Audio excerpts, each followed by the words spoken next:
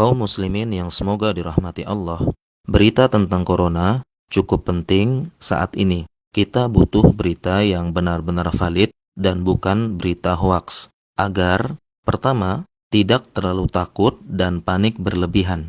Misalnya, sampai memborong makanan atau mengungsi ke gunung-gunung.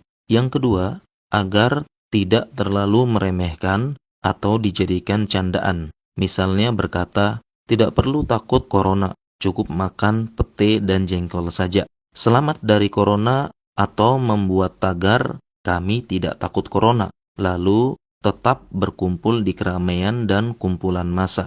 Agama Islam sudah mengajarkan kepada kita bagaimana menilai berita itu valid atau tidak.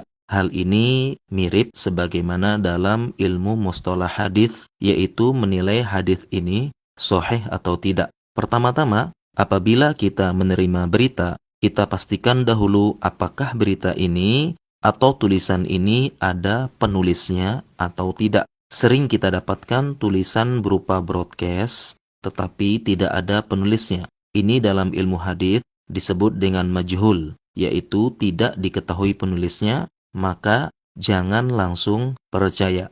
Apabila ada penulisnya atau pembicaranya, kita perlu cari informasi apakah penulis ini kompeten dalam bidang itu atau tidak. Di zaman ini sangat mudah mencari informasi atau biografi seseorang.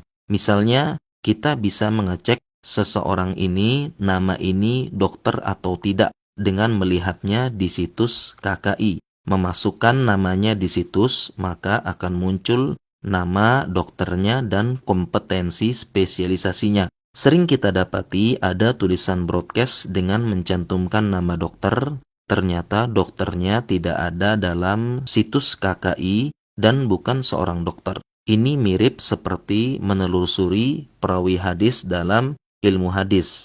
Apabila kita sangat ragu-ragu dengan isi tulisan atau video karena agak aneh atau meragukan, kita bisa bertanya kepada ahlinya. Hendaknya kita tidak langsung percaya atau langsung takut sendiri, atau langsung meremehkan. Kita bisa mengirimkan tulisan dan video tersebut, lalu bertanya kepada ahlinya. Fas'alu ahla dzikri in kuntum la ta'lamun. Maka bertanyalah kepada ahlinya yang mempunyai ilmu jika kamu tidak mengetahui. Cara yang lain juga, kita bisa mengecek sumber tulisan tersebut di situs-situs resmi pemerintah, organisasi, maupun instansi terkait. Apabila tidak ada, maka jangan langsung percaya. Semoga Anda, saya, dan kaum muslimin dijauhkan dari menyebarkan berita yang tidak valid, karena ancamannya cukup besar. Rasulullah bersabda,